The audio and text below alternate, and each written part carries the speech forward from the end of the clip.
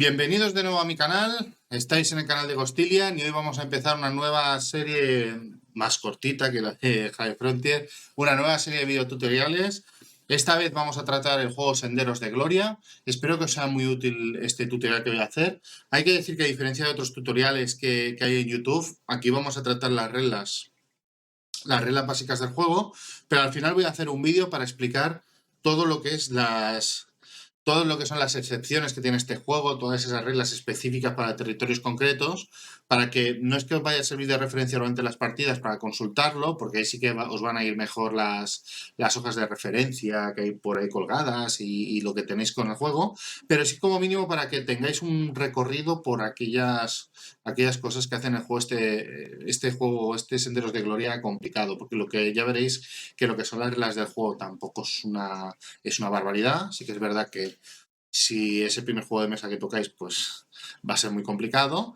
Pero bueno, se hace bastante llevadero. Entonces vamos a hacer unos vídeos introduciendo el juego y al final de todo haremos un vídeo con todas las reglas. Así que sin más dilación vamos a pasar a la mesa y vamos a comenzar a explicar este Senderos de Gloria. Adelante. Pues vamos a empezar este tutorial explicando los componentes del juego. Aquí tenéis una muestra de los componentes, no está todo evidentemente, pero sí que podréis ver lo que nos encontramos en la caja, ¿no? Aparte del tablero y las respectivas barajas de las potencias centrales y de los aliados, pues vamos a tener mucho cartón, ¿vale? Como buen wargame que se precie. Tenemos aquí un ejemplo de lo que es un ejército y un cuerpo, que si les damos la vuelta lo vemos por el lado agotado, digamos. Veréis después en las reglas del juego que cuando tenemos un ejército que está agotado, cuando se vuelve a agotar, el ejército se va y se pone en su lugar un cuerpo, que se puede volver a agotar en su lugar, ¿de acuerdo? Y ejércitos, pues vamos a tener cartón y cartón y cartón de todas las potencias y tal, o sea que no solamente vienen estas dos piezas. Lo mismo pasa con esto, estos son reversibles y estos son para marcar la propiedad de esos territorios que han cambiado de mano, que no están que no tiene el propietario inicial ese espacio en su poder, sino que lo tiene el enemigo. Tenemos estas fichas que son reversibles, que es para marcar las fortalezas que están asediadas y las fortalezas que han sido destruidas. También tenemos las trincheras. Las trincheras para cada color son para cada uno de los bandos, para aliados y para potencias centrales, y en función del lado que muestren, pues son de nivel 1 o de nivel 2. Tenemos un dado para cada uno de los bandos. Vamos a tener varias fichas de ataque o movimiento, que van a servir para marcar las operaciones que vamos a realizar con la carta de acción que elijamos. Tenemos las fichas de punto de reemplazo de cada uno de los países, que conforme vayan entrando en la guerra van a ir apareciendo y nos van a servir para marcar en el marcador general cuántos reemplazos de cada país van a entrar en la fase de reemplazos. Tenemos el marcador de turno, que nos va a decir en qué año y estación estamos, el marcador de puntos de victoria. Tenemos el marcador de estado de guerra de las potencias centrales, el de los aliados y el combinado, que es la suma de los otros dos. Básicamente estos son los componentes que vamos a encontrar en el juego. Senderos de Gloria es un juego que, si bien no es excesivamente complejo, las reglas son bastante asumibles, pese a que bueno, estamos hablando de un wargame. Tiene muchas cosas que hay que tener en cuenta y que se nos pueden olvidar durante la partida. Por ello, la hoja de ayuda al jugador es muy importante en Senderos de Gloria. Esto va a ser una herramienta que vais a tener que tener a mano en vuestras partidas para poderle echar un ojo cuando sea necesario. Una de las cosas que tenemos en esta hoja de jugador, y voy a aprovechar para explicaros, es la secuencia de turno. La secuencia de turno la vamos a ir explicando por partes, pero vamos a empezar por una de las fases concretas, que es la más, digamos, la que tiene más peso en tiempo de la partida. Voy a hacer un recorrido rápido sobre cada fase, no voy a entrar en profundidad porque ya entraremos, pero un poquito para que entendáis lo que vamos a ver en cada fase. En la fase A tenemos la fase de ofensivas obligatorias. Aquí lo que va a pasar es que se van a tirar unos dados y se va a seleccionar qué países de cada bando están obligados a realizar un ataque. En el caso de que no realicen ese ataque, se les penalizará con puntos de victoria al final del turno. Fase de acciones. Como he dicho, esta fase es la fase principal en la que los jugadores van a ir jugando cartas para ir haciendo acciones en el tablero, mover ejércitos, atacar, ejecutar eventos, etc. Después tenemos la fase de desgaste. Es una fase en la que vamos a comprobar que los ejércitos y los territorios estén suministrados y en caso de que no estén suministrados pasarán los territorios a manos del rival y los ejércitos quedarán destruidos para siempre. Es muy importante esta fase de desgaste. Fase de asedio. En esta fase lo que va a suceder es que aquellas fortalezas que estén asediadas se van a hacer unas tiradas y con esa tirada se va a resolver si el asedio es exitoso o si el asedio sigue en el siguiente turno. Después tenemos la fase de estado de guerra en la que vamos a hacer varias comprobaciones. La primera es la comprobación de la tabla de puntos de victoria. La segunda es la determinación de una eventual victoria automática. En tercer lugar, determinación de un posible armisticio. Y en cuarto lugar, determinación de los grados de compromiso bélico. Básicamente esto es como una fase en la que vamos a comprobar si alguien ha ganado la partida, si se tienen que subir o bajar puntos en función de si se han cumplido las ofensivas obligatorias, si se acaba la guerra, etcétera, etcétera. Sobre todo es importante la determinación de los grados de compromiso bélico porque esto nos va a permitir tomar cartas del siguiente mazo. Nosotros vamos a jugar con 3, cada uno con su mazo, pero el mazo está dividido en cartas de guerra total, en cartas de guerra limitada y en cartas de movilización. Empezaremos con la de movilización. Entonces, conforme el estado de guerra suba, esto lo veremos más adelante, va a subir el grado de compromiso bélico y esto nos va a permitir jugar con las cartas de la siguiente época. Después tenemos la fase de reemplazo. Primero juegan los aliados y después potencias centrales. Aquí lo que va a pasar es que vamos a tener nuevas tropas de refresco para incorporar la guerra. En la fase G tenemos la fase de reparto de cartas, en el que los jugadores vuelven a robar hasta 7 cartas para seguir la partida. Y finalmente acaba el turno y movemos el contador de turno al siguiente año o a la siguiente estación. Y esto sería la secuencia del juego. Como he dicho, voy a explicar a continuación la fase de acciones, que es la fase que tiene más cuerpo en el juego y en la que vamos a estar más tiempo para empezar. Bueno, pues vamos a ver la fase de acciones, que como os he dicho es la más larga, la que va a tener toda la chicha del juego. Y vamos a concentrarnos ahora en este cuadro de aquí. Este es el de los aliados. Al otro lado del tablero, encima de Alemania, está el de las potencias centrales. Y aquí estas son todas las acciones que podemos hacer. Este cuadro nos va a servir para saber las acciones que ya hemos hecho, la acción anterior y ver qué es lo que podemos hacer después. Porque veréis que las acciones están limitadas. Entonces, este recuadro, estas rondas de acción, en esta ronda de acción, ¿qué es lo que podemos hacer? Tenemos, por ejemplo, entrada de un neutral, que es jugar, por ejemplo, una carta de evento como esta, en este caso sería Italia, y esta carta lo que nos permitiría es que Italia entrara en la guerra, con lo cual, si este es lo primero que hacemos, lo colocaríamos aquí. Fijaros que pone solo uno por turno, no por jugador.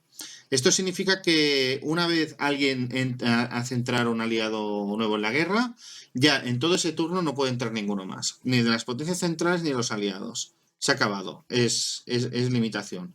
Se acaba toda la fase, rehacemos los refuerzos, todo lo que toque, y hasta el siguiente turno no se puede jugar otra entrada en la guerra. ¿Qué más tenemos? Tenemos los refuerzos, que esto podemos hacer uno por nación y turno.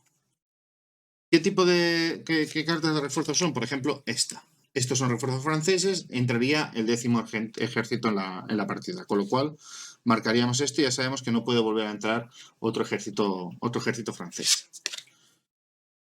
Tendríamos más acciones de cartas que podrían ser de movimiento estratégico. El movimiento estratégico, y lo voy a explicar junto con la carta, ¿cuál carta por operaciones? Estas dos. Porque utilizaríamos los números de aquí arriba. El número blanco grande lo utilizaríamos para hacer operaciones y el número negro pequeño lo utilizaríamos para hacer movimientos estratégicos. Después entrar en profundidad. Después tenemos la carta PR, que sería para los refuerzos. Lo tendríamos aquí abajo, nos marcaría cuánto tenemos que avanzar cada uno de los países que marca aquí. Aliados, británicos, franceses, italianos, rusos en el caso de los aliados. Esto lo avanzaríamos en este track con las fichas de cada país y después en la fase correspondiente de reemplazos pues haríamos la Los puntos de reemplazo, perdón, serían los refuerzos.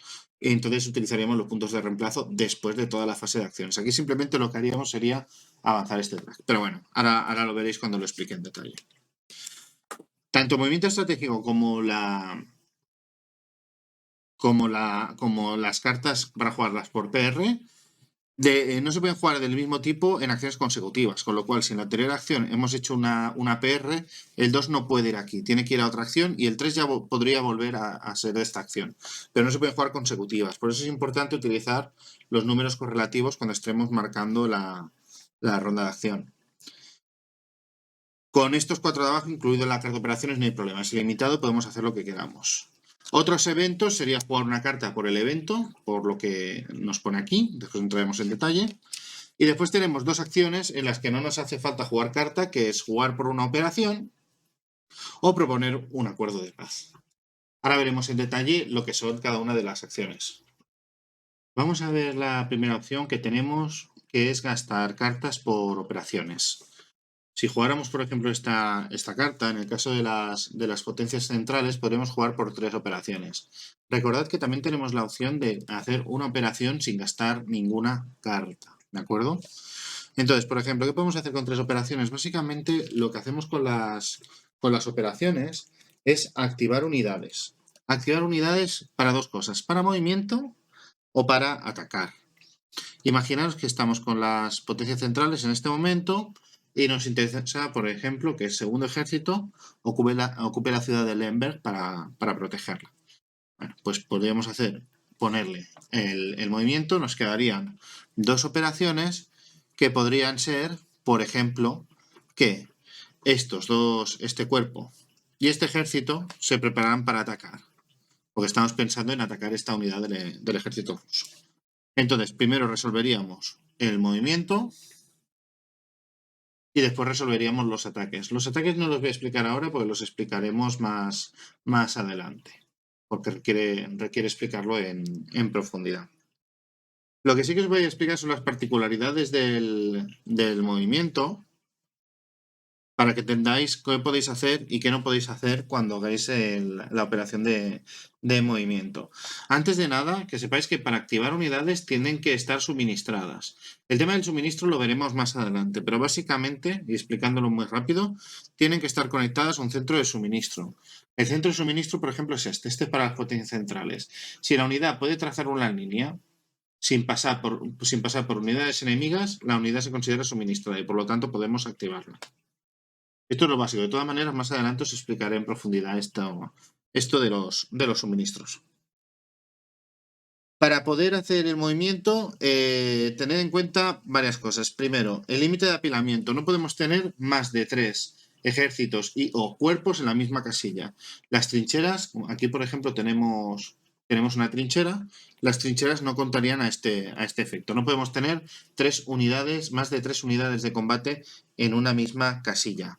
Ojo, podríamos atravesar 3 unidades de combate siempre y cuando, imaginaros que tuviéramos, yo que sé, que esto estuviera aquí y quisiéramos pasar aquí. Y aquí tuviéramos 3 unidades. Podríamos pasar por donde están las 3 unidades y dejarlo aquí. Lo que no podemos en ningún caso es dejar ese ejército ahí.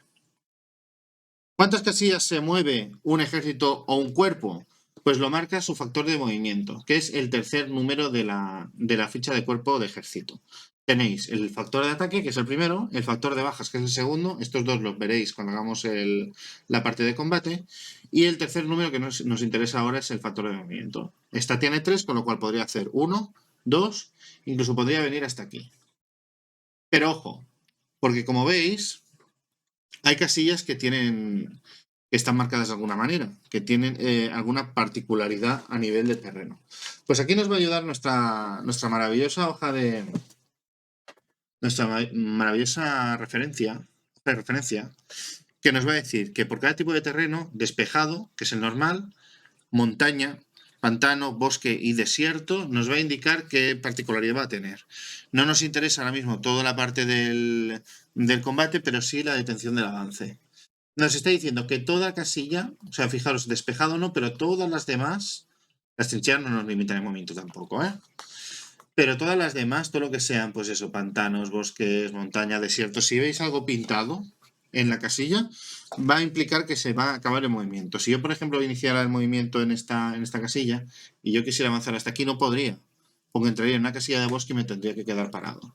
En el siguiente turno, imaginaos que hay que venir hasta aquí. No podría, me tendría que quedar aquí porque es una casilla de bosque. Nos va a detener el movimiento ese tipo de casillas siempre. Podemos pasar, igual que podemos pasar a través de pilas de 3 unidades, pero no nos podemos quedar. Cuando haya marcadores de ataque, podemos pasar a través de ellos, pero no podemos quedarnos. Os voy a poner esto aquí temporalmente para que veáis un ejemplo. Si yo con este ejército quisiera retroceder, puedo pasar por donde está el ejército que ataca, pero tengo que pasar de largo. En ningún caso me puedo quedar aquí, porque lo que no podemos hacer es declarar un ataque, mover una unidad allí y atacar con todas esas unidades. No podemos en ningún caso aterrizar, acabar en la misma casilla. Cuando pasemos por un espacio enemigo, por el hecho de pasar, en este caso no porque nos detiene el movimiento, pero si por ejemplo hiciéramos este movimiento, este cuerpo se puede mover 4, si hiciéramos 1, 2 y 3, estas casillas pasarían a estar controladas por los alemanes y podríamos marcarlas. Como no tenemos ninguna unidad puesta ahí, porque hemos pasado de largo, colocaríamos estas fichas para marcar que esto ahora es nuestro.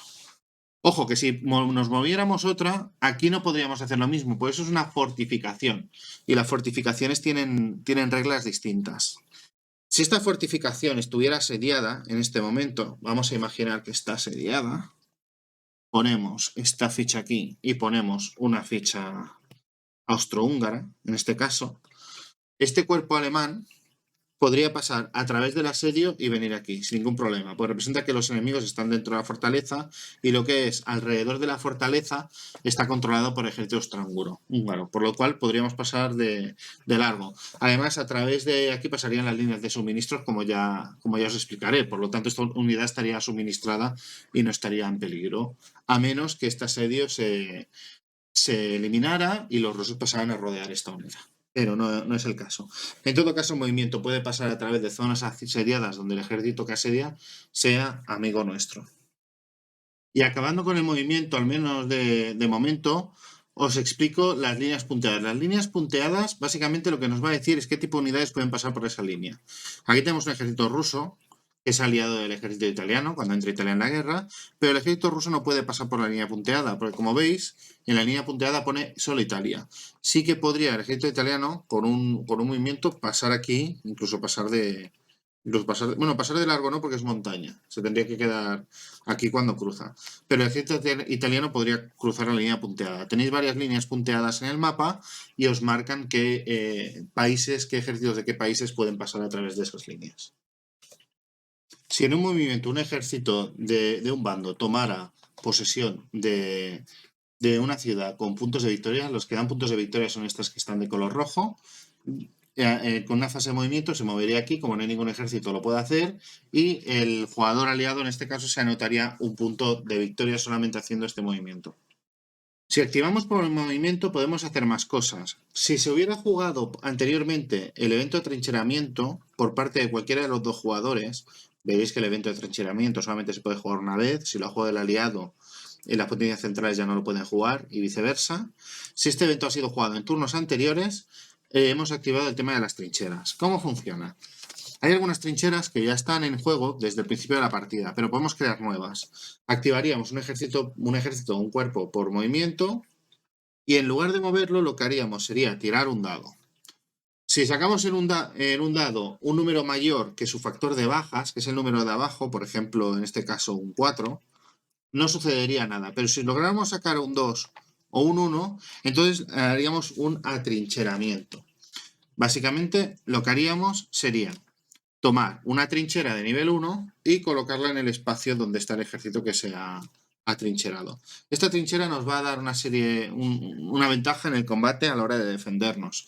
Si el ejército se hubiera activado y ya tuviera una trinchera y tiene éxito en la tirada, lo que haría es pasar de nivel 1 a nivel 2. En ningún caso pueden haber más de una trinchera en un solo espacio. Pueden haber o no haber trincheras, o haber trincheras de nivel 1 o haber trincheras de nivel 2. Si el ejército austrohúngaro se hubiese tenido que retirar, herido, después de perder una batalla, y el jugador ruso activara para movimiento este ejército podría avanzar a esta ciudad, a Tarnopol. En el momento que avanza sobre esa ciudad, si hay trincheras, la trinchera baja un nivel, porque es una trinchera del rival. Seguiría estando, pero estaría reducida. Si la trinchera estaba a nivel 1, lo que hace entonces es eliminar esa trinchera. El espacio pasa a no tener trinchera.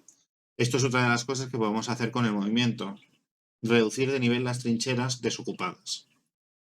Vamos a ver cómo funcionaría el movimiento para iniciar un asedio a una fortaleza. En este caso tendríamos dos opciones. Imaginemos que estamos jugando una carta, por ejemplo esta, y utilizamos las dos operaciones. Aquí tenemos dos opciones, o jugar un movimiento sobre el quinto ejército y entrar en la fortaleza, o activar los dos cuerpos para entrar en la fortaleza. Aprovecho para explicaros, cuando tengamos más de una nacionalidad en la pila que vamos a activar, participen o no en el movimiento o en el ataque al final, porque al final podemos decidir que una se mueve a un lado, una a otra, o una no se mueve, o cuando se haga el ataque que unas atacan y otras no, da igual. En el momento que activamos una casilla, tenemos que pagar una operación de entrada, pero pagaríamos en realidad una operación por cada nacionalidad diferente. Por lo tanto, para activar esta casilla en la que hay un cuerpo alemán y un cuerpo austrohúngaro, tenemos que pagar dos operaciones, con lo cual agotaríamos esta carta. Entonces, ¿por qué tenemos dos opciones aquí? Queremos asediar Varsovia. Varsovia es una fortaleza con factor de bajas 2. ¿Qué significa esto? Que tenemos que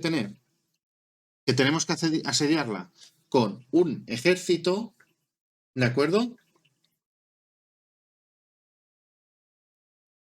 Lo tenemos que asediar con un ejército o con un número de cuerpos igual al factor de bajas de la fortaleza, como mínimo.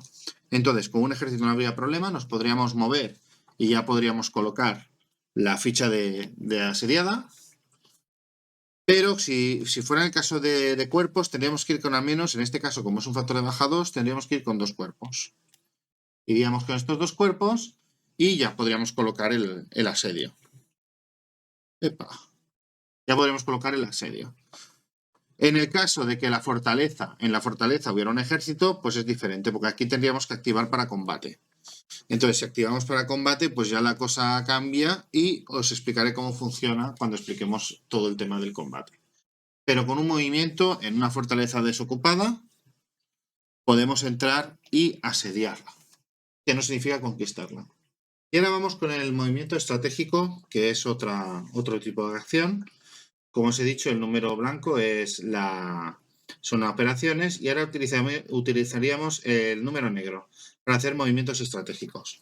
¿En qué consisten los movimientos estratégicos? Básicamente en mover unidades muy lejos, cuando queramos hacer movimientos más vastos y más grandes. ¿Qué vamos a poder hacer? Tener en cuenta que primero, lo que he explicado antes, que no podemos hacer dos movimientos estratégicos seguidos, los tenemos que alternar con otros tipos de acciones. Cada punto de movimiento estratégico nos permite efectuar un movimiento estratégico con un cuerpo que esté a plena potencia o a potencia reducida. Nos costaría 4 puntos de movimiento estratégico hacer lo mismo con un ejército a potencia reducida o a potencia completa. Por ejemplo, si nosotros quisiéramos hacer, por ejemplo, un movimiento estratégico con este ejército, nos costaría 4 y podríamos moverlo todo lo que quisiéramos siempre y cuando siguiéramos un continuo de suministro y no pasamos por encima de una unidad enemiga. Podríamos pasar por encima de una fortificación y, por ejemplo, acabar en esta fortaleza de aquí. Porque os recuerdo que no impide el paso. El hecho de que esté asediado, la fortaleza es de ellos, pero todo alrededor lo tenemos controlado. Con lo cual, por ejemplo, se podría mover este ejército, por ejemplo, hasta aquí o moverlo hasta aquí con un movimiento estratégico, pero gastaríamos 4 puntos. Los cuerpos sería un punto, con lo cual, con una carta de 4 puntos podríamos hacer muchas cosas con los cuerpos. Otra cosa que podemos hacer con los movimientos estratégicos es movernos de un puerto aliado a otro. Por ejemplo, esta unidad la tenemos aquí, no se ve, a esta.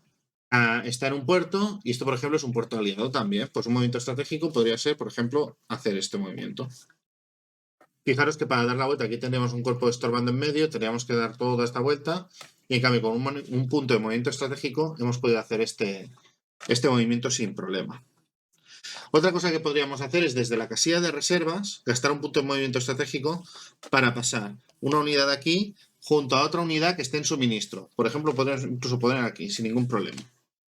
También podríamos hacer el paso contrario, con un punto de suministro, coger un cuerpo del tablero que esté en suministro y pasarlo a la casilla de reserva.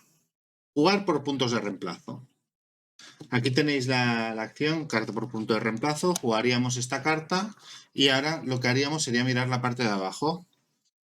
Para simplificar, he dejado solamente lo que vamos a utilizar aquí, en este momento. Pensad que esto lo vais a tener lleno de fichas, porque vais a tener la de puntos de victoria, vais a tener la de estado de guerra combinado, vais a tener varias cosas jugando aquí y seguramente apiladas. Para que poderlo explicar con más facilidad, he dejado solamente las que vamos a usar ahora. Es muy sencillo, en los puntos de reemplazo, ahora lo que haríamos sería incrementar los contadores de estos países, lo que nos marca aquí. Serían los aliados 1, utilizaríamos la banderita de Bélgica. Gran Bretaña serían 2, sumaríamos 2. Francia sumaríamos 2 y Rusia sumaríamos 3. Si posteriormente jugáramos otra carta de aliados, en este caso fijaros que está Italia, ¿eh? Está Italia, pero como no ha entrado en guerra, no se utiliza, se ignora. Aquí, por ejemplo, si jugáramos esta ahora, pues aumentaríamos el británico en 1. Mira, primero aumento el ruso en 1, el británico en 1 y el francés en 1. Y entonces, cuando llegara la fase de reemplazos, pues consumiríamos esos reemplazos para generar tropas. Pero esto no va a ser en la fase de acciones, será posteriormente. Eventos. Voy a hacer lo mismo que he hecho hace un momento y he despejado esto y dejo solamente el estado de guerra de los aliados, de las potencias centrales y el combinado, que es el que vamos a ver ahora con los eventos. Cuando jugamos un evento, jugamos la carta y utilizamos la parte del texto de en medio. Aquí tiene varias cosas. El texto es muy sencillo porque es simplemente seguir el texto, las instrucciones del texto a pie de la letra, pero antes tenemos varias cosas. Primero tenemos un título, tenemos una condición para disparar ese evento. Cañones de agosto es una carta que cuando hagáis una preparación de partida veréis que el jugador de las potencias centrales puede elegir empezar con ella o no. Y si empieza con ella está obligado a jugarlo en la primera ronda de acción de agosto de 1914. En todo caso, cuando la juega, veis que tiene un asterisco. Cuando tienen asterisco se juegan y se sacan del juego, se van de la partida. No van al descarte, salen de la partida. Aparte de esto tenemos un número entre paréntesis. Eso es lo que aumenta el estado de guerra. En este caso, Cañones de Agosto lo que hace es que aumenta en 2 el estado de guerra de las potencias centrales. Pues aumentaríamos en 2 el estado de guerra de las potencias centrales y aumentaríamos en 2 el combinado. El combinado siempre va a ser la suma del estado de guerra de ambos. Imaginaos que posteriormente el aliado juega esta carta, es otra carta que se va a ir del juego también y que los aliados van a subir 2. Van a subir 2 en el estado de guerra. Por lo tanto, también el estado de guerra combinado va a aumentar en 2. Después, bueno, el alemán podría jugar este evento, aumentaría en 1, el estado de guerra aumentaría en 1. Cuando llegaran aquí, uno de los dos pasaría al final de turno, en la fase que ya explicaré, a incrementar la baraja, porque en lugar de tener solamente las de guerra, las de movilización, aquí, por ejemplo, cuando llegara Kit, incorporaría las cartas de guerra limitada, ¿vale? Un poco los que hayáis jugado un poco lo del Toilet Struggle. Pero aquí no lo marca el estado de guerra. Entonces, cuando lleguemos a guerra total, también incorporaremos el mazo de guerra total a nuestro mazo de robo. Es importante ir aumentando el estado de guerra porque nos va a permitir estas cosas. Otro tipo de evento que tenemos es el de refuerzos, que también viene con un asterisco, también nos viene con un aumento nos viene a veces con un aumento del estado de guerra. Y lo que hacemos aquí es incorporar en este caso un ejército y un cuerpo. Los cuerpos van a la casilla de reservas que tenemos a la derecha del tablero y los ejércitos van a la capital de la nación, del país, o a una fuente de suministros de ese país. Entonces podemos elegir. En todo caso no puede ser un espacio de una fortificación que está asediada y menos aún un espacio que hayamos perdido frente al enemigo. Después tenemos otro tipo de evento, pero este tipo de evento no lo jugamos en esta fase, porque los eventos que pone un CC son eventos que hay que jugar en el combate y eso ya lo explicaremos en el momento que expliquemos el combate. Pero quedaros con las cartas CC, son solamente para para situaciones de combate. Y hay dos acciones que podemos hacer sin jugar carta. Una era la de hacer una operación, que es un poco la opción loser, no tengo ninguna carta para jugar por más operaciones y tal, bueno, siempre puedo hacer una operación. Y después la otra acción es un acuerdo de paz. El acuerdo de paz, para que nos entendamos, es como cuando en ajedrez le proponemos tablas a nuestro rival. Nuestro rival puede aceptar o no. Si no acepta, seguimos jugando. Si acepta, la partida se acaba en tablas, repartimos puntos y Santas Pascuas. Nadie ha ganado. Lo que pasa es que en Senderos de Gloria, cuando el rival nos rechaza el acuerdo de paz, pueden haber modificaciones en los puntos de victoria. Los puntos de victoria en este juego funcionan parecido a otros juegos. No vamos sumando desde el 0 hacia adelante, sino que comenzamos en el 10. Si llega al 20, ganan las potencias centrales. Y si llega al 0, ganan los aliados automáticamente. Entonces, ¿qué pasa? Lo digo para que entendáis lo de los acuerdos de paz ahora. Aquí nos influye el estado de guerra combinado. En función de dónde esté en el tablero, básicamente si está aquí abajo, en estas dos últimas filas, va a pasar una cosa, y si está en las dos primeras filas, va a pasar otra. Si somos si el de las potencias centrales ha sido el que ha ofrecido el trato de paz y ha sido rechazado, se tira un dado, dependiendo de en qué estado de guerra estemos, tiramos el dado y el resultado del dado aplicamos este cambio en los puntos de victoria. Fijaros, si por ejemplo el aliado ofrece un tratado de paz y las potencias centrales lo rechazan, imaginaos que el estado de guerra es 16, consultaríamos de este apartado oferta de los aliados, miraríamos esta línea y tiraríamos un dado. Si saliera un 1 o un 2 o un 3, los aliados ganarían un punto, porque un -1 implicaría acercarse más a la victoria aliada. Pero si el resultado fuera un +1, se llevarían el punto las potencias centrales. Con lo cual, hay que pensarse muy bien lo de ofrecer acuerdos de paz, porque el enemigo puede salir beneficiado, o incluso podemos marcarnos un farol para intentarnos ganar un punto de victoria por la cara si tenemos un poquito de suerte en la tirada de dados, y que el rival no lo vea claro y acepte nuestro acuerdo de paz. Con lo cual, cuidado con eso, es una mecánica un poquito rarita, pero ahí la tenemos. Podemos ofrecer un acuerdo de paz a nuestro enemigo si no vemos claro el desenlace de la partida o simplemente queremos irnos a merendar ya. Bueno, pues esto ha sido el vídeo de hoy. Espero que os haya sido útil. Espero que veáis que Senderos de Gloria es un juego asequible, que hay que ir poco a poco, hay que ir asimilando conceptos, pero que lo vais a poder jugar perfectamente.